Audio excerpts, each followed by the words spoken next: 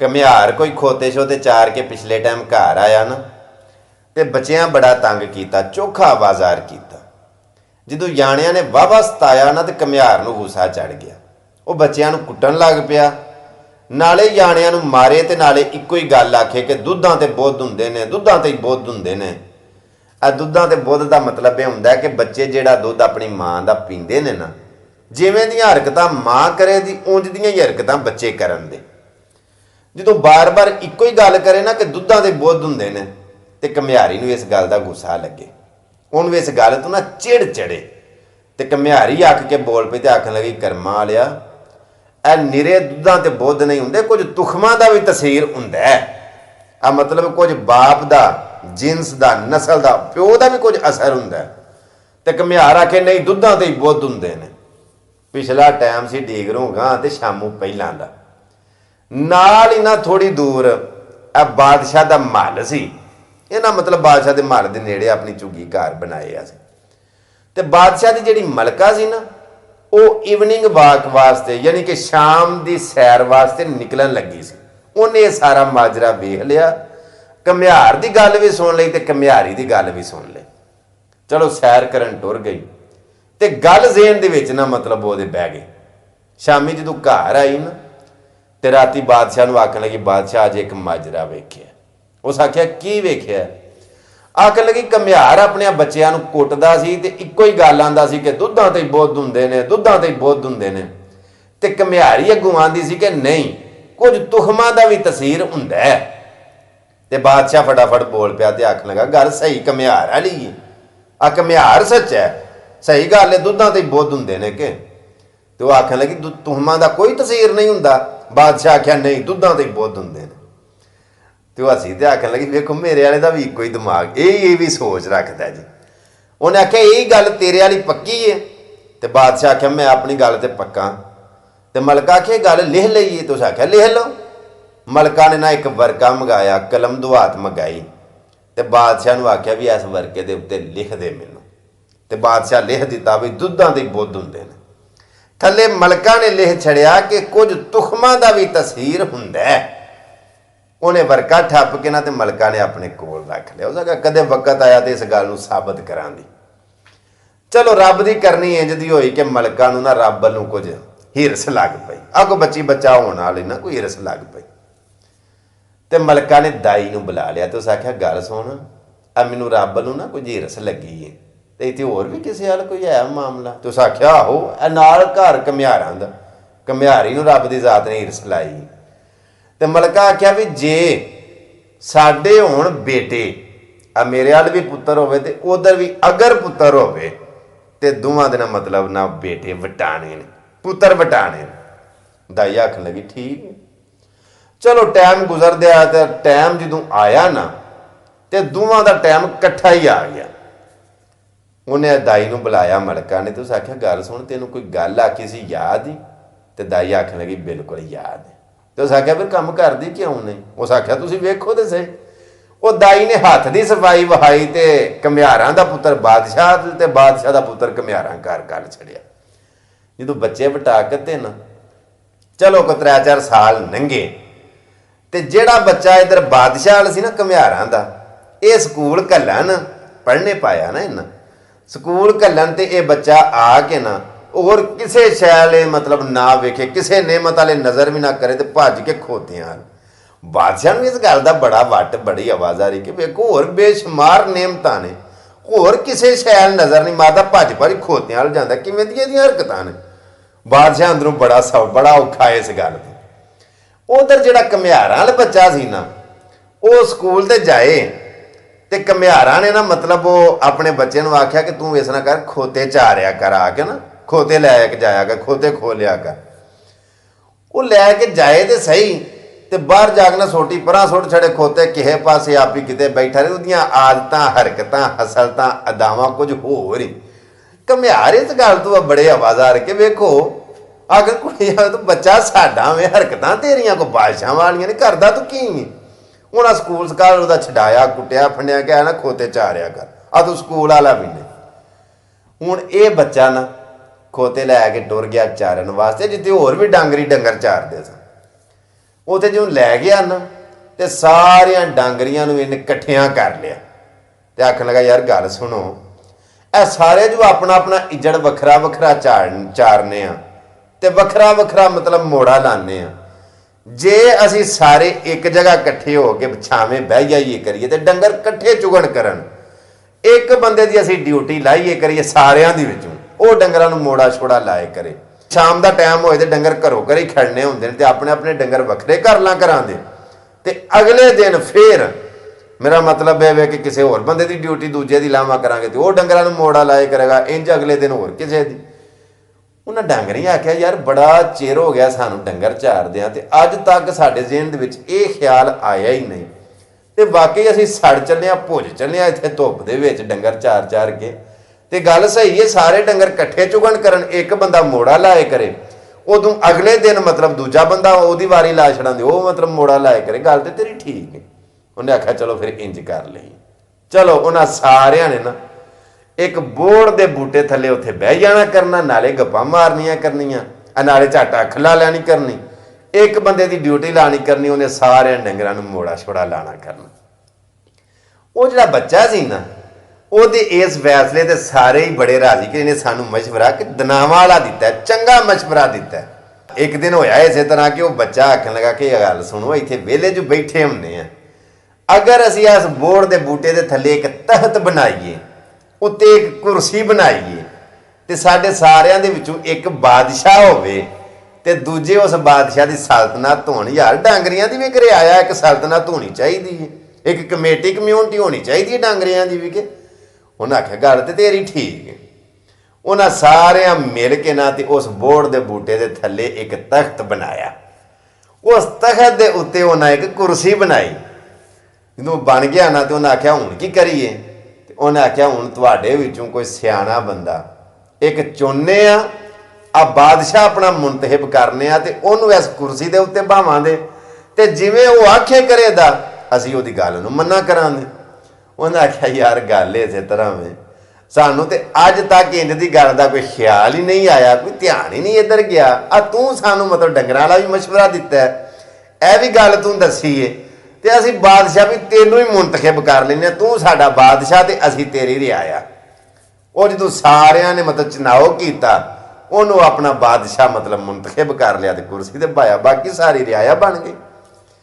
ਬਹਿੰਦਿਆਂ ਸਾਰਿਆਂ ਨੇ ਆਖਿਆ ਗੱਲ ਸੁਣੋ ਕਿ ਰੋਟੀ ਤੇ ਸਾਰਿਆਂ ਦੀ ਘਰੋਂ ਆਉਂਦੀ ਹੈ ਨਾ ਤੇ ਕੱਲ ਤੋਂ ਲੈ ਕੇ ਇੱਕ ਇੱਕ ਰੋਟੀ ਵੱਧ ਲਿਆਉਣੀ ਹੈ। ਉਹਨਾਂ ਆਖਿਆ ਠੀਕ ਹੈ ਜੀ। ਅਗਲੇ ਦਿਨ ਸਾਰਿਆਂ ਇੱਕ ਇੱਕ ਰੋਟੀ ਵੱਧ ਲਿਆਂਦੀ ਤੇ ਲਿਆ ਕੇ ਆਪਣੀ ਆਪਣੀ ਰੋਟੀ ਖਾ ਕੇ ਤੇ ਪੁੱਛਿਆ ਕਿ ਬਾਦਸ਼ਾਹ ਸਲਾਮਤ ਰੋਟੀ यहाँ ਲਿਆਂਦੀ ਹੈ ਜਿਹੜੀ ਵੱਧ ਤਾਂ ਕੀ ਕਰਨਾ ਹੈ? ਤੇ ਉਹਨੇ ਆਖਿਆ ਯਾਰ ਇੱਥੋਂ ਦੇ ਨਾ ਕੋਈ ਮੁਸਾਫਰ ਲੋਕ ਆ ਰਾਹੀ ਗੁਜ਼ਰਦੇ ਨੇ ਤੇ ਆਉਂਦਿਆਂ ਜਾਂਦਿਆਂ ਨੂੰ ਖਾਣਾ ਖਵਾਵਾਂ ਕਰਾਂਗੇ। ਉਹਨੇ ਆਖਿਆ ਯਾਰ ਠੀਕ ਹੈ, ਫਰਕ ਕੋਈ ਨਹੀਂ ਪੈਂਦਾ ਇੰਨੇ ਨਾਲ ਤੇ ਗੱਲ ਬੜੀ ਚੰਗੀ। ਹੁਣ ਇਹਨਾਂ ਨਾਲ ਆਉਂਦਿਆਂ ਜਾਂਦਿਆਂ ਨੂੰ ਆਵਾਜ਼ ਮਾਰਨੀ, ਨਾਲੇ ਉਹਨਾਂ ਨੂੰ ਠੰਡਾ ਪਾਣੀ ਪਿਆਣਾ ਕਰਨਾ, ਨਾਲੇ ਰੋਟੀ ਖਵਾਣੀ ਕਰਨੀ। ਉਹ ਜਦੋਂ ਖਰਚੇ ਕਰੀਏ ਤੇ ਚਰਚੇ ਫਿਰ ਹੁੰਦੇ ਨੇ ਜੀ, ਤੇ ਜਦੋਂ ਚਰਚੇ ਹੋਣ ਨਾ ਤੇ ਫਿਰ ਪਰਚੇ ਵੀ ਹੁੰਦੇ ਨੇ ਜੀ ਜੀ। ਅਗਲੀ ਗੱਲ ਲੱਗਾ ਦੱਸਣ, ਬੜੇ ਧਿਆਨ ਦੇ ਨਾਲ ਸੁਣਿਓ। ਜਦੋਂ ਹੋਇਆ ਇਸੇ ਤਰ੍ਹਾਂ ਕਿ ਮਤਲਬ ਉਹ ਉਹਨਾਂ ਨਾਲ ਆਉਂਦਿਆਂ ਜਾਂਦਿਆਂ ਨੂੰ ਖਾਣਾ ਖਵਾਣਾ ਕਰਨਾ ਤੇ ਰੌਲਾ ਤੇ ਪੈ ਗਿਆ ਨਾ, ਮੇਰਾ ਮਤਲਬ ਸਾਰੇ ਇਲਾਕੇ ਦੇ ਵਿੱਚ ਵੀ ਫਲਾਣੇ ਥਾਂ ਕੋ ਬਾਦਸ਼ਾਹ ਸਲਾਮਤ ਹੈ, ਆਉਂਦਿਆਂ ਜਾਂਦਿਆਂ ਨੂੰ ਪਾਣੀ ਪਿਆਉਂਦੇ ਨੇ ਨਾਲੇ ਖਾਣਾ ਖਵਾਉਂਦੇ ਨੇ, ਰੌਲੇ ਪੈਣ ਲੱਗ ਪਏ, ਚਰਚੇ ਹੋਣ ਲੱਗ ਪਏ। ਉੱਥੇ ਹੀ ਨਾ ਇੱਕ ਲੱਕੜਾਰਾ ਲੱਕੜੀਆਂ ਵੱਢ ਕੇ ਨਾ ਤੇ ਨਾਲੇ ਵੇਚਦਾ ਸੀ ਤੇ ਨਾਲੇ ਆਪਣਾ ਗੁਜ਼ਾਰਾ ਮਜ਼ਾਰਾ ਕਰਦਾ। ਉਹ ਜੰਗਲ ਦੇ ਵਿੱਚ ਗਿਆ ਸੀ ਲੱਕੜੀਆਂ ਵੱਢਣ ਵਾਸਤੇ ਤੇ ਉਹਨੂੰ ਉੱਥੋਂ ਇੱਕ ਲਾਲ ਲੱਭ ਗਿਆ। ਉਹ ਲਾਲ ਲੱਭ ਗਿਆ ਤੇ ਖੁਸ਼ ਬੇਬਾ, ਤੇ ਉਹਦੇ ਅੰਦਰ ਇਹ ਖਿਆਲ ਆਇਆ ਕਿ ਕਿਤੇ ਮੈਂ ਗਵਾ ਹੀ ਨਾ ਬਵਾਂ। ਇੱਕ ਬੰਦਾ ਉੱਥੋਂ ਦੀ ਗੁਜ਼ਰਿਆ ਤੇ ਉਹਨੇ ਆਖਿਆ ਯਾਰ ਐ ਨਾ ਮੇਰੇ ਕੋਲੋਂ ਲੈ ਜਾ ਤੇ ਸਾਡੇ ਘਰ ਦੇ ਛੜੀ। ਉਹਨੇ ਆਖਿਆ ਠੀਕ। ਇਹ ਹੁਣ ਲੱਕੜੀਆਂ ਵੱਢਣ ਲੱਗ ਪਿਆ ਉਹਨੂੰ ਦੇਖ ਕੇ ਨਾ, ਤੇ ਥੋੜੀਆਂ ਜਿਹੀਆਂ ਲੱਕੜੀਆਂ ਵੱਢੀਆਂ ਉਸ ਤੇ ਅੰਦਰੋਂ ਖਿਆਲ ਹੈ ਵੀ ਮਾਲ ਜੋ ਲੱਭ ਗਿਆ ਤੇ ਫਟਾਫਟ ਘਰ ਜਾਣਾ। ਉਹ ਜਿਹੜਾ ਬੰਦਾ ਜਿਹਨੂੰ ਮਾਨਤ ਦਿੱਤੀ ਉਹ ਸੁਣਾ ਵੀ ਸਾਡੇ ਘਰ ਦੇ ਛੜੀ, ਉਹਦੇ ਨੀਅਤ ਦੇ ਵਿੱਚ ਖਲਲ ਆ ਗਿਆ। ਉਹਨੇ ਉਹ ਲਾਲ ਛਪਾ ਲਿਆ ਤੇ ਇੱਕ ਗਰੋਲੀ ਜੀ ਵੱਟ ਕੇ ਨਾ ਤੇ ਉਹਦੇ ਘਰ ਉਹਦੀ ਬੀਵੀ ਨੂੰ ਦੇ ਛੜੀ। ਇਹ ਜਦੋਂ ਲੱਕੜੀਆਂ ਲੈ ਕੇ ਆਇਆ ਤੇ ਬੀਵੀ ਨੂੰ ਆਖਣ ਲੱਗਾ ਵੀ ਕੋਈ ਜਣਾ ਆਇਆ ਸੀ? ਆਂਦੀ ਇਹ ਆਇਆ ਸੀ। ਤੇ ਉਸ ਆਖਿਆ ਲਿਆ ਹਾਂ ਉਹਨੇ ਜੋਤ ਨੂੰ ਦਿੱਤਾ ਹੈ। ਤੇ ਉਹਨੇ ਉਹ ਗਰੋਲੀ ਜਿਹੜੀ ਉਹ ਦੇ ਕੇ ਗਿਆ ਸੀ, ਉਹਨੇ ਉਹ ਗਰੋਲੀ ਬੀਬੀ ਨੇ ਆਪਣੇ ਬੰਦੇ ਨੂੰ ਦਿੱਤੀ ਵੀ ਐ ਉਹਨੇ ਮੈਨੂੰ ਦਿੱਤੀ। ਤੇ ਉਹਨੂੰ ਗੁੱਸਾ ਚੜ ਗਿਆ। ਉਸ ਆਖਿਆ ਇਹ ਤਾਂ ਨਹੀਂ ਸੀ ਉਹ। ਤੇ ਉਹ ਆਖਣ ਲੱਗੀ ਇਹ ਹੀ ਸੀ। ਉਹ ਬੰਦਾ ਆਖੇ ਵੀ ਇਹ ਨਹੀਂ ਸੀ ਤੇ ਬੀਬੀ ਆਖੇ ਇਹ ਹੀ ਸੀ। ਉਹ ਦੋਵਾਂ ਦੀ ਤਕਰਾਰ ਹੋਈ ਤੇ ਉਹ ਬੰਦੇ ਨੇ ਨਾ ਬੀਬੀ ਨੂੰ ਕੁੱਟ ਛੜਿਆ, ਮਾਰਿਆ ਉਹਨੇ ਵਾਹਵਾ। ਤੇ ਬੀਬੀ ਆਖਣ ਲੱਗੀ ਮੈਨੂੰ ਤੇ ਇਹ ਹੀ ਦੇ ਕੇ ਗਿਆ। ਉਹ ਹੁਣ ਬੰਦਾ ਮਤਲਬ ਬੀਬੀ ਦੀ ਇਸ ਗੱਲ ਦੇ ਉੱਤੇ ਇਤਬਾਰ ਨਾ ਕਰੇ। ਚਲੋ ਖੈਰ ਦੋਵੇਂ ਟੁਰ ਗਏ ਉਹਦੇ ਕੋਲ ਤੇ ਉਹ ਆਖਣ ਲੱਗੇ ਵੀ ਤੂੰ ਮਤਲਬ ਐ ਕੀ ਕੀਤਾ। ਤੇ ਉਹ ਆਖਣ ਲੱਗਾ ਉਹਨੂੰ ਲੱਕੜਹਾਰੇ ਨੂੰ ਕਿ ਤੂੰ ਮੈਨੂੰ ਇਹ ਦਿੱਤਾ ਸੀ ਤੇ ਮੈਂ ਅੱਗੋਂ ਇਹਨੂੰ ਦੇ ਛੜਿਆ, ਮੈਨੂੰ ਤੇ ਨਹੀਂ ਪਤਾ ਹੋਰ ਕਿਸੇ ਗੱਲ ਦਾ। ਉਹਨੇ ਆਖਿਆ ਵੇਖੋ ਯਾਰ ਮੈਂ ਇਹਨੂੰ ਲਾਲ ਦਿੱਤਾ, ਇਹ ਗਰੋਲੀ ਵੱਟ ਕੇ ਮੇਰੇ ਘਰ ਦੇ ਗਿਆ। ਉਹਨਾਂ ਮਤਲਬ ਕਿ ਦੋਵਾਂ ਧਿਰਾਂ ਨੇ ਮਤਲਬ ਉਹ ਫੈਸਲਾ ਲੈ ਗਏ, ਕੇਸ ਲੈ ਗਏ ਬਾਦਸ਼ਾਹ ਦੇ ਕੋਲ, ਜਿਹੜਾ ਅਸਲ ਬਾਦਸ਼ਾਹ ਸੀ ਵੱਡਾ, ਉਹਦੇ ਕੋਲ ਲੈ ਗਏ ਕਿ ਸਾਨੂੰ ਨਿਆਂ ਚਾਹੀਦਾ, ਇਨਸਾਫ ਚਾਹੀਦਾ। ਇਹ ਫੇਰੇ ਮਾਰ ਮਾਰ ਕੇ ਫੇਰੇ ਤੇ ਥੱਕ ਗਏ। ਇੱਕ ਦਿਨ ਨਾ ਇਹ ਜਿਹੜੇ ਜੰਗਲ ਵਾਲੇ ਨਾ ਡਾਂਗਰੀ ਆਜੜੀ ਬਾਦਸ਼ਾਹ ਇਹਨਾਂ ਦਾ ਜਿਹੜਾ ਬਣਿਆ ਸੀ, ਇੱਥੇ ਬੈਠੇ ਸਨ ਤੇ ਇਹਨਾਂ ਦੇ ਕੋਲੋਂ ਦੀ ਉਹ ਜਦੋਂ ਤਰੈਵੇਂ ਹੀ ਲੰਘੇ ਨਾ ਬਾਦਸ਼ਾਹ ਵੱਡੇ ਕੋਲ ਇਨਸਾਫ ਕਰਾਉਣ ਵਾਸਤੇ, ਤੇ ਉਹ ਰੋਜ਼ ਉੱਥੋਂ ਦੁਪਹਿਰੀ ਲੰਘਣ ਕਰਨ ਤੇ ਵਾਪਸ ਜਾਣ ਕਰਨ, ਫਿਰ ਲੰਘਣ ਕਰਨ ਤੇ ਫਿਰ ਵਾਪਸ ਜਾਣ ਕਰਨ। ਤੇ ਇਹਨੇ ਆਪਣੇ ਉਹ ਦੂਜਿਆਂ ਨੂੰ ਆਖਿਆ ਸਿਪਾਹੀਆਂ ਨੂੰ ਕਿ ਯਾਰ ਆਹ ਜੀ ਜਿਹੜੇ ਦੁਪਹਿਰੀ ਭੁੱਜ ਚੱਲੇ ਨੇ, ਸੜ ਚੱਲੇ ਨੇ, ਕਿੱਥੇ ਜਾਂਦੇ ਨੇ ਤੇ ਕਿੱਥੋਂ ਆਉਂਦੇ ਨੇ, ਇਹਨਾਂ ਨੂੰ ਬੁਲਾ ਕੇ ਉਹਨਾਂ ਲਿਆਓ। ਇਹਦੇ ਅੱਗੋਂ ਬਾਦਸ਼ਾਹ ਦੇ ਸਿਪਾਹੀ ਗਏ ਤੇ ਉਹਨਾਂ ਨੂੰ ਆਖਿਆ ਕਿ ਯਾਰ ਤੁਹਾਨੂੰ ਨਾ ਸਾਡਾ ਬਾਦਸ਼ਾਹ ਬੁਲਾਉਂਦਾ ਪਿਆ ਤੇ ਆਓ ਗੱਲ ਸੁਣੋ। ਤੇ ਉਹਨਾਂ ਆਖਿਆ ਬਾਦਸ਼ਾਹ ਕਿਹੜਾ ਸੀ, ਬਾਦਸ਼ਾਹ ਕੋਲ ਤੇ ਹੋ ਕੇ ਆਏ ਆ, ਇਹ ਕੌਣ ਹੈ। ਤੇ ਉਹਨੇ ਆਖਿਆ ਨਹੀਂ ਇਹ ਵੀ ਸਾਡਾ ਬਾਦਸ਼ਾਹ। ਉਹ ਗੱਲ ਤੇ ਸੁਣ। ਇਹ ਜਦੋਂ ਆਏ ਨਾ ਤੇ ਬਾਦਸ਼ਾਹ ਨੇ ਪੁੱਛਿਆ ਵੀ ਤੁਹਾਡਾ ਕੀ ਮਸਲਾ ਹੈ, ਕੀ ਮਾਮਲਾ ਹੈ। ਤੇ ਉਹਨੇ ਦੱਸਿਆ ਲੱਕੜਹਾਰੇ ਨੇ ਕਿ ਇੰਝ ਮੈਂ ਲੱਕੜੀਆਂ ਪਿਆ ਵੜਨਾ ਸਾਂ ਤੇ ਲਾਲ ਲੱਭਾ ਤੇ ਇਹਨੂੰ ਦਿੱਤਾ ਤੇ ਆਖਿਆ ਘਰ ਦੇਈਂ, ਤੇ ਇਹਨੇ ਗਰੋਲੀ ਜੀ ਵੱਟ ਕੇ ਕੋਈ ਦੇ ਛੜੀ ਹੈ ਤੇ ਮਤਲਬ ਇੰਝ ਉਹ ਲਾਲ ਨਹੀਂ ਦਿੰਦਾ ਤੇ ਉੱਥੇ ਨਿਆਂ ਕਰਾਂ ਇਨਸਾਫ ਲੈਣ ਜਾਣੇ ਤੇ ਬਾਦਸ਼ਾਹ ਵੀ ਕੋਈ ਇਨਸਾਫ ਕਰ ਨਹੀਂ ਪਾ ਰਿਹਾ। ਇਹਨੇ ਆਖਿਆ ਇਹ ਗੱਲ ਇਹਦੇ ਵਾਸਤੇ ਜਾਂਦੇ। ਉਹਨੇ ਆਖਿਆ ਬਿਲਕੁਲ ਅਸੀਂ ਇਹਦੇ ਵਾਸਤੇ ਉੱਥੇ ਫੇਰੇ ਮਾਰਨੇ ਆ। ਇਹਨੇ ਆਖਿਆ ਤਰੈਵੇਂ ਹੀ ਧਿਰਾਂ ਲਹਿਦਾ ਹੋ ਜਾਓ ਤੇ ਲਾਲ ਦਾ ਨਾ ਨਕਸ਼ਾ ਬਣਾ ਕੇ ਲਿਆਓ। ਉਹਨੇ ਆਖਿਆ ਤੂੰ ਲਾਲ ਵੇਖਿਆ। ਉਹਨੇ ਆਖਿਆ ਜੀ ਵੇਖਿਆ। ਉਹ ਦੂਜੇ ਨੂੰ ਪੁੱਛਿਆ ਜਿਹਨੂੰ ਉਹਨੇ ਦਿੱਤਾ ਸੀ, ਉਹਨੇ ਆਖਿਆ ਤੂੰ ਲਾਲ ਵੇਖਿਆ। ਉਹਨੇ ਆਖਿਆ ਜੀ ਮੈਂ ਵੇਖਿਆ। ਉਹ ਬੀਬੀ ਨੂੰ ਪੁੱਛਿਆ ਵੀ ਬੀਬੀ ਤੂੰ ਲਾਲ ਵੇਖਿਆ। ਉਹਨੇ ਆਖਿਆ ਜੀ ਜੋ ਮੈਨੂੰ ਦਿੱਤਾ ਮੈਂ ਵੇਖਿਆ। ਉਹਨੇ ਆਖਿਆ ਤਰੈਵੇਂ ਹੀ ਧਿਰਾਂ ਲਹਿਦਾ ਹੋ ਜਾਓ ਤੇ ਉਹ ਲਾਲ ਦਾ ਨਾ ਨਕਸ਼ਾ ਬਣਾ ਕੇ ਲਿਆਓ। ਹੁਣ ਉਹ ਜਿਹਨੂੰ ਲੱਭਾ ਸੀ ਨਾ ਉਹਨੇ ਤੇ ਵੇਖਿਆ ਸੀ, ਉਹਨੇ ਲਾਲ ਦਾ ਨਕਸ਼ਾ ਬਣਾ ਕੇ ਲਿਆਂਦਾ। ਜਿਹਨੂੰ ਉਹਨੇ ਦਿੱਤਾ ਸੀ ਨਾ ਉਹਨੇ ਵੀ ਲਾਲ ਦਾ ਨਕਸ਼ਾ ਬਣਾ ਕੇ ਲਿਆਂਦਾ। ਬਾਦਸ਼ਾਹ ਵੇਖਿਆ, ਉਹਨੇ ਆਖਿਆ ਨਾ ਦੋਵਾਂ ਦੇ ਤੇ ਮਤਲਬ ਉਹ ਨਕਸ਼ੇ ਮੈਚ ਹੁੰਦੇ ਨੇ, ਇੱਕੋ ਜਿਹੇ ਸੇਮ। ਉਹ ਬੀਬੀ ਦਾ ਜਦੋਂ ਉਹਨੇ ਵੇਖਿਆ ਨਾ ਉਹਨੇ ਆਖਿਆ ਬੀਬੀ ਆਹ ਨਕਸ਼ਾ ਜਿਹੜਾ ਬਣਾਇਆ ਤੇ ਉਹ ਜਿਵੇਂ ਦੀ ਗਰੋਲੀ ਨੇ ਵੱਟ ਕੇ ਦਿੱਤੀ ਸੀ ਨਾ, ਉਹਨੇ ਆਖਿਆ ਵੀ ਆਹ ਕੀ ਤੂੰ ਬਣਾਇਆ। ਤੇ ਉਹ ਆਖਣ ਲੱਗੀ ਮੈਨੂੰ ਜੋ ਦਿੱਤਾ ਸੀ ਮੈਂ ਤੇ ਉਹੀ ਬਣਾਉਣਾ ਸੀ ਨਾ, ਆਹ ਮੈਨੂੰ ਦਿੱਤਾ। ਤੇ ਉਹਨੇ ਆਖਿਆ ਬਿਲਕੁਲ ਇਹ ਬੰਦਾ ਚੋਰ ਹੈ, ਇਹਨੂੰ ਜ਼ਰਾ ਨਾ ਸਿੱਧਿਆਂ ਕਰੋ, ਇਹਨਾਂ ਦਾ ਲਾਲ ਦੇ ਵਾਪਸ। ਉਹ ਆਖੇ ਨਹੀਂ ਮੈਂ ਨਹੀਂ ਮਤਲਬ ਚੋਰੀ ਕੀਤਾ, ਮੈਂ ਨਹੀਂ ਮਤਲਬ ਬੇਈਮਾਨੀ ਕੀਤੀ ਹੈ। ਉਹਨੇ ਆਖਿਆ ਇਹਨੂੰ ਸਿੱਧਿਆਂ ਕਰੋ ਜਰਾ ਬਣਾ ਕੇ। ਉਹ ਫਿਰ ਡਾਂਗਰੀਆਂ ਕੋਲ ਜਿਹੜੇ ਮਤਲਬ ਹੁੰਦੇ ਨੇ ਹਥਿਆਰਦਾਰ ਡਾਂਗ ਜਦੋਂ ਵਾਹੀ ਨਾ ਉਹਨਾਂ ਚੰਗੀ ਬਣਾ ਕੇ ਤੇ ਮੰਨ ਗਿਆ, ਆਖਣ ਲੱਗਾ ਆਹੋ ਵਾਕਈ ਮੈਂ ਦੇਨਾ ਲਾਲ, ਮੈਨੂੰ ਛੱਡੋ ਮੈਂ ਦੇਨਾ ਲਾਲ। ਉਹ ਜਦੋਂ ਲਾਲ ਲੱਭ ਗਿਆ ਨਾ ਉਹ ਬੜੇ ਰਾਜ਼ੀ, ਬੜੇ ਖੁਸ਼ ਹੋਏ, ਆਖਣ ਬਈ ਬਾਦਸ਼ਾਹ ਵੇਖੋ ਵੀ ਨਿਆਂ ਕਰ ਛੜਿਆ ਨੇ, ਇਨਸਾਫ ਕਰ ਛੜਿਆ।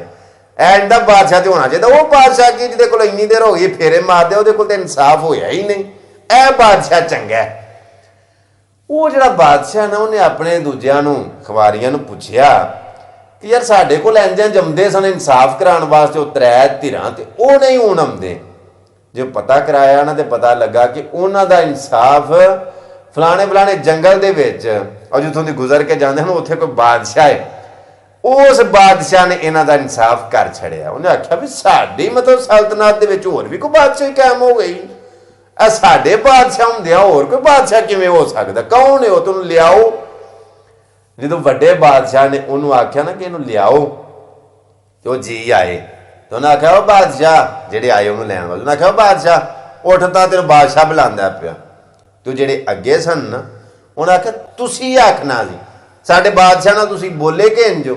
ਉਹਨਾਂ ਮੱਠੀ ਜੀ ਗੱਲ ਕੀਤੀ ਤੇ ਇਸ ਬਾਦਸ਼ਾਹ ਦੇ ਅੱਗੇ ਜਿਹੜੇ ਸਨ ਨਾ ਇਹਨਾਂ ਨੇ ਡਾਂਗਾਂ ਨਾਲ ਹੀ ਨਾ ਉਸ ਬਾਦਸ਼ਾਹ ਦੇ ਮੁਲਾਜ਼ਮਾਂ ਨੂੰ ਕੁੱਟ ਛੜਿਆ, ਸਿਰ ਪਾਟੇ, ਬਾਹਾਂ ਟੁੱਟੀਆਂ, ਲੀਰਾਂ ਉਧੜੀਆਂ। ਉਹ ਨਾ ਮਤਲਬ ਉਹ ਲੈ ਕੇ ਨਾ ਟੁੱਟੇ ਭੱਜੇ ਬਾਜ਼ੂ ਜਦੋਂ ਬਾਦਸ਼ਾਹ ਦੇ ਕੋਲ ਗਏ ਤੇ ਉਹਨੇ ਆਖਿਆ ਕੀ ਗੱਲ ਹੋਈ ਤੇ ਉਹਨੇ ਆਖਿਆ ਉਹ ਤੇ ਬੜੇ ਡਾਢੇ ਨੇ, ਉਹਨਾਂ ਦੇ ਮਤਲਬ ਸਾਨੂੰ ਦਾਦੜ ਫਾਦੜ ਕਰ ਛੱਡ। ਉਹਨੇ ਆਖਿਆ ਹੋਇਆ ਕੀ ਹੈ ਇਹ ਆਖਣ ਲੱਗੇ ਬਾਦਸ਼ਾਹ ਸਲਾਮਤ ਤੋਂ ਉੱਥੇ ਜਾ ਕੇ ਸਿਰਫ ਇਹ ਹੀ ਆਖਿਆ ਸੀ ਕਿ ਤੈਨੂੰ ਸਾਡਾ ਬਾਦਸ਼ਾਹ ਸਲਾਮਤ ਪੇ ਬੁਲਾਉਂਦੇ ਨੇ, ਤੇ ਅਗਲਿਆਂ ਨੇ ਇਸ ਗੱਲ ਦਾ ਗੁੱਸਾ ਕੀਤਾ ਬਈ ਤੈਨੂੰ ਕਿਉਂ ਆਖਿਆ, ਤੁਸੀਂ ਕਰਕੇ ਬੁਲਾਣਾ ਸੀ ਤਮੀਜ਼ ਨਾਲ ਅਦਬ ਨਾਲ, ਸਾਡਾ ਬਾਦਸ਼ਾਹ। ਉਹਨੇ ਆਖਿਆ ਅੱਛਾ ਇਹ ਗੱਲ ਹੈ। ਉਹਨੇ ਫੌਜ ਕਰ ਦਿੱਤੀ। ਉਹਨੇ ਆਖਿਆ ਜਾ ਉਹਨੂੰ ਗ੍ਰਿਫਤਾਰ ਕਰਕੇ ਲਿਆਓ। ਉਹ ਜਦੋਂ ਫੌਜ ਆਈ ਨਾ ਅਗਲੇ ਦਿਨ ਜਾਂ ਤੀਜੇ ਦਿਨ ਜਾਂ ਚੌਥੇ ਦਿਨ, ਤੇ ਇੱਧਰ ਉਹਨਾਂ ਨੂੰ ਪਤਾ ਲੱਗ ਗਿਆ ਵੀ ਫੌਜ ਆ ਗਈ। ਇਹਨਾਂ ਆਖਿਆ ਉਹ ਨਿਬੜ ਲੈਂਦੇ ਆ। ਇਹਨੇ ਬਾਦਸ਼ਾਹ ਨੇ ਆਖਿਆ ਨਹੀਂ, ਇਹਨਾਂ ਨੂੰ ਕੁਝ ਨਾ ਆਖਿਓ, ਜੇ ਹੁਣ ਇਹਨਾਂ ਨਾਲ ਮਜ਼ਾਹਮਤ ਨਹੀਂ ਕਰਨੀ, ਇਹਨਾਂ ਨੂੰ ਆਉਣ ਦਿਓ। ਉਹ ਜਦੋਂ ਆਏ ਨਾ ਤੇ ਉਹਨੇ ਆਖਿਆ ਵੀ ਤੈਨੂੰ ਸਾਡਾ ਬਾਦਸ਼ਾਹ ਪਿਆ ਬੁਲਾਉਂਦਾ, ਤੇ ਇਹਨਾਂ ਆਖਿਆ ਠੀਕ ਹੈ ਚੱਲਦੇ ਆ ਅਸੀਂ। ਉਹ ਨਾਲ ਵਾਲਿਆਂ ਨੇ ਆਖਿਆ ਨੀਰੇ ਬਾਦਸ਼ਾਹ ਸਲਾਮਤ ਤੂੰ ਹੀ ਨਹੀਂ ਜਾਣਾ, ਅਸੀਂ ਵੀ ਨਾਲ ਜਾਣਾ। ਉਹਨੇ ਆਖਿਆ ਠੀਕ ਹੈ ਤੁਸੀਂ ਵੀ ਨਾਲ ਟੁਰ ਚੱਲੋ। ਉਹ ਸਾਰੇ ਫੌਜ ਦੇ ਨਾਲ ਜਦੋਂ ਬਾਦਸ਼ਾਹ ਦੇ ਮਹੱਲ ਦੇ ਵਿੱਚ ਦਾਖਲ ਹੋਏ ਨਾ, ਤੇ ਬਾਦਸ਼ਾਹ ਨੇ ਅੱਜ ਸਾਹਮਣੇ ਖਿਲਾਰ ਲਿਆ। ਤੇ ਉਸ ਆਖਿਆ ਗੱਲ ਸੁਣ, ਆ ਸਾਡੀ ਸਲਤਨਤ ਦੇ ਵਿੱਚ ਤੇਰੀ ਕਿਵੇਂ ਜ਼ਰੂਰਤ ਹੋਈ ਹੈ ਕਿ ਤੂੰ ਘੁਮਿਆਰਾਂ ਦਾ ਮੁੰਡਾ ਹੋ ਕੇ ਤੇ ਨਵੀਂ ਬਾਦਸ਼ਾਹੀ ਕਾਇਮ ਕਰ ਬੈਠਾ, ਤੇਰੀ ਇਹ ਕਿੰਨੀ ਔਕਾਤ ਹੈ, ਤੂੰ ਮਤਲਬ ਨਵੀਂ ਤੇ ਆਪਣੀ ਬਾਦਸ਼ਾਹੀ ਬਣਾ ਬੈਠਾ। ਤੇ ਉਹਨੇ ਆਖਿਆ ਬਾਦਸ਼ਾਹ ਸਲਾਮਤ ਬਸ ਐਵੇਂ ਖਿਆਲ ਆਇਆ ਸੀ, ਤੁਸੀਂ ਗੁੱਸਾ ਨਾ ਕਰੋ, ਤੁਹਾਡੀ ਬਾਦਸ਼ਾਹੀ ਨੂੰ ਤਾਂ ਕੋਈ ਫਰਕ ਨਹੀਂ ਪਿਆ। ਉਸ ਆਖਿਆ ਤੂੰ ਉਹਦੇ ਨਿਆਂ ਵੀ ਕੀਤਾ। ਉਸ ਆਖਿਆ ਬਿਲਕੁਲ ਨਿਆਂ ਵੀ ਕੀਤਾ। ਤੇ ਉਸ ਆਖਿਆ ਸਾਡਿਆਂ ਬੰਦਿਆਂ ਨੂੰ ਜਿਹੜੇ ਤੈਨੂੰ ਲੈਣ ਗਏ ਹਨ ਉਹਨਾਂ ਨੂੰ ਕੁੱਟਿਆ ਵੀ। ਉਹਨੇ ਆਖਿਆ ਮੈਂ ਨਹੀਂ ਕੁੱਟਿਆ, ਇਹ ਅਗਲਿਆਂ ਨੇ ਕੁੱਟਿਆ, ਤੇ ਉਹਨਾਂ ਦੀ ਬਦਤਮੀਜ਼ੀ ਦੀ ਵਜ੍ਹਾ ਤੂੰ ਕਰਕੇ ਉਹੀ ਕਰਕੇ ਬੁਲਾਉਣ ਤੋਂ ਉਹਨਾਂ ਮਾਰ ਖਾਧੀ। ਉਹਨੇ ਆਖਿਆ ਇਹਦੀ ਮਤਲਬ ਤੈਨੂੰ ਸਜ਼ਾ ਦਿੱਤੀ ਜਾਏਗੀ, ਇਹ ਤੈਨੂੰ ਭੁਗਤਣਾ ਪੜੇਗਾ, ਤੈਨੂੰ ਹੁਣ ਫਾਂਸੀ ਦਿੱਤੀ ਜਾਏਗੀ। ਉਹ ਨਾਲ ਵਾਲੇ ਨੂੰ ਮਤਲਬ ਬਾਦਸ਼ਾਹ ਨੇ ਆਖਿਆ ਕਿ ਤੂੰ ਹੁਣ ਠੰਡਿਆਂ ਰਹਿਣਾ। ਜਦੋਂ ਫਾਂਸੀ ਦੀ ਗੱਲ ਕੀਤੀ ਨਾ, ਤੇ ਉਹ ਮਲਕਾ ਨੇ ਆਖਿਆ ਕਿ ਹੁਣ ਟਾਈਮ ਆ ਗਿਆ ਫੈਸਲੇ ਦਾ। ਮਲਕਾ ਨੇ ਨਾ ਦਾਈ ਨੂੰ ਬੁਲਾ ਲਿਆ, ਉਸੇ ਦਾਈ ਨੂੰ ਜਿਹਨੇ ਇਹ ਬੱਚੇ ਵਟਾਏ ਸਨ। ਉਸ ਆਖਿਆ ਵੀ ਇਹਨੇ ਮੁੜਨਾ ਨਹੀਂ, ਇਹ ਹੈ ਨਾ ਜ਼ਰਾ ਤੈਸ਼ ਦੇ ਵਿੱਚ ਆ ਜਾਂਦਾ, ਤੇ ਇਹਨੇ ਫਾਂਸੀ ਦੇ ਵੀ ਛੱਡਣੀ। ਜਦੋਂ ਟਾਈਮ ਆਇਆ ਨਾ ਫਾਂਸੀ ਦਾ, ਤੇ ਉਧਰੋਂ ਮਲਕਾ ਆ ਗਈ ਤੇ ਆਖਿਆ ਬਾਦਸ਼ਾਹ ਇਹਨੂੰ ਫਾਂਸੀ ਨਾ ਦੇਈ। ਉਸ ਆਖਿਆ ਕਿਉਂ, ਕੀ ਗੱਲ? ਤੇ ਉਸ ਆਖਿਆ ਦਾਈ ਕਨੂੰ ਪੁੱਛ ਲੈ। ਤੇ ਉਹ ਦਾਈ ਨੇ ਖਲੋ ਕੇ ਨਾ ਭਰੇ ਮਜਮੇ ਦੇ ਵਿੱਚ ਉਸ ਆਖਿਆ ਗੱਲ ਇਹ ਵੇ, ਆ ਜਿਹੜਾ ਬੱਚਾ ਹੈ ਨਾ, ਇਹ ਜਿਹਨੂੰ ਫਾਂਸੀ ਦੇਣ ਲੱਗੇ ਹੋ, ਇਹ ਬੱਚਾ ਹੈ ਹੀ ਤੁਹਾਡਾ। ਤੂੰ ਬਾਦਸ਼ਾਹ, ਇਹਨੇ ਅੱਗੋਂ ਬਾਦਸ਼ਾਹ ਵਾਲੇ ਕੰਮ ਕੀਤੇ ਨੇ, ਬਾਦਸ਼ਾਹ ਵਾਲੇ ਫੈਸਲੇ ਕੀਤੇ ਨੇ, ਬਾਦਸ਼ਾਹ ਵਾਲੀਆਂ ਦੇ ਹਰਕਤਾਂ ਸਨ, ਇਸ ਵਾਸਤੇ ਕਿ ਇਹ ਬੱਚਾ ਤੇਰਾ। ਉਧਰ ਮਤਲਬ ਜਿਹੜਾ ਉਹ ਘੁਮਿਆਰਾਂ ਦਾ ਬੱਚਾ ਸੀ ਨਾ, ਉੱਥੇ ਮਹੱਲ ਦੇ ਵਿੱਚ ਫਿਰਦਾ। ਉਹਨਾਂ ਆਖਿਆ ਫਿਰ ਇਹ ਕੌਣ ਹੈ? ਤੇ ਉਹ ਦਾਈ ਆਖਣ ਲੱਗੀ ਸੱਚੀ ਗੱਲ ਇਹ ਕਿ ਇਹ ਬੱਚਾ ਜਿਹੜਾ ਨਾ, ਇਹ ਘੁਮਿਆਰਾਂ ਦਾ ਬੱਚਾ। ਉਹਨੇ ਮਾਰੀ ਉਹਦੇ ਪਿੱਛੇ ਢੂੰਗਣੇ ਤੇ ਲਾ ਦੋ, ਸਗਰ ਨਿਕਲਦਾ ਹੋ ਇੱਥੇ ਤਾਂ ਹੀ ਹਰਕਤਾਂ ਇੰਨੀਆਂ ਕਰਨ ਕਿ ਭੱਜ ਭੱਜ ਉਹ ਖੋਤਿਆਂ ਵਾਲ ਜਲ ਨਿਕਲਦਾ ਹੋ। ਜਦੋਂ ਉਹਨੇ ਉੱਥੋਂ ਨਸਾਇਆ ਨਾ ਉਹਨੂੰ, ਤੇ ਆਪਣੇ ਬੱਚੇ ਨੂੰ ਉਹਨੇ ਆਖਿਆ ਤੂੰ। ਤੇ ਉਸ ਆਖਿਆ ਮੈਂ, ਇਹਨਾਂ ਨੂੰ ਪਤਾ, ਮੈਨੂੰ ਤੇ ਇਸ ਗੱਲ ਦਾ ਨਹੀਂ ਪਤਾ। ਤੇ ਮੈਂ ਤੇ ਫਿਰ ਜੋ ਅੰਦਰ ਬਾਤ ਸੀ, ਜੋ ਮੇਰੇ ਖੂਨ ਦੇ ਵਿੱਚ ਸੀ, ਜੋ ਮੇਰੀ ਨੇਚਰ ਦੇ ਵਿੱਚ ਸੀ, ਮੈਂ ਤੇ ਫਿਰ ਉਂਝ ਦੇ ਹੀ ਕੰਮ ਕਰਨੇ ਸਨ। ਉਧਰੋਂ ਮਲਕਾ ਨੇ ਫਟਾਫਟ ਰੁੱਕਾ ਕੱਢ ਲਿਆ। ਉਸ ਆਖਿਆ ਬਾਦਸ਼ਾਹ ਆ ਵੇਨਾ ਪਿਆ ਤੇਰਾ ਲਿਖਿਆ ਹੀ, ਤੂੰ ਤੇ ਲਿਖਿਆ ਕਿ ਨਿਰੇ ਦੁੱਧਾਂ ਤੇ ਬੁੱਧ ਹੁੰਦੇ ਨੇ, ਕਿ ਮਾਂ ਜਿੰਜ ਦਾ ਦੁੱਧ ਪਿਆਵੇ ਬੱਚੇ ਵੀ ਅੱਗੋਂ ਉਂਝ ਦੀਆਂ ਹੀ ਹਰਕਤਾਂ ਕਰਦੇ ਨੇ। ਤੇ ਉਸ ਆਖਿਆ ਸਾਡੇ ਬੱਚੇ ਨੂੰ ਬੇਸ਼ੱਕ ਉਹਨਾਂ ਦੁੱਧ ਪਿਆਇਆ, ਲੇਕਿਨ ਬੱਚੇ ਦੇ ਤੁਖਮ ਦਾ ਤਸੀਰ ਸੀ, ਤੇਰਾ ਮਤਲਬ ਕਿ ਅਸਰ ਸੀ, ਤੇ ਬੱਚੇ ਨੇ ਆਪਣਾ ਆਪ ਵਹਾਇਆ। ਉਹਨਾਂ ਦੇ ਬੱਚੇ ਨੂੰ ਦੁੱਧ ਪਿਆਇਆ, ਲੇਕਿਨ ਉਹਨਾਂ ਦੇ ਬੱਚੇ ਨੂੰ ਦੁੱਧ ਪਿਆਉਣ ਦੇ ਬਾਵਜੂਦ ਵੀ ਉਹ ਘੁਮਿਆਰਾਂ ਵਾਲੀਆਂ ਹਰਕਤਾਂ ਨਹੀਂ ਗਈਆਂ।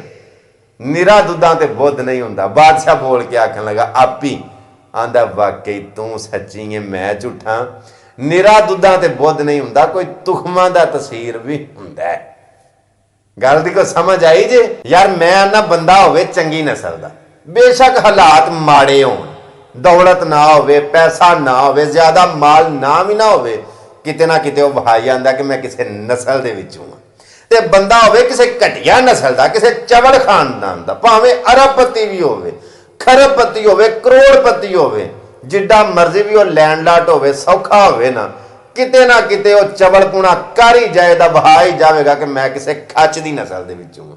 ਇਹ ਜਿਹੜੇ ਬਥੇਰੇ ਨੇ ਉਹ ਆਪਣੇ ਜ਼ਾਤਾਂ ਵਟਾ ਲੈਂਦੇ ਨੇ, ਨਾਂ ਵਟਾ ਲੈਂਦੇ ਨੇ, ਉਹ ਆਪਣੇ ਆਪ ਨੂੰ ਸ਼ੋਅ ਹੀ ਕੁਝ ਹੋਰ ਦਾ ਹੋਰ ਕਰਦੇ ਨੇ, ਲੇਕਿਨ आदतें नस्लों का पता देती हैं, माथे पे किसी के कुछ लिखा नहीं होता। सलाम आखिरी।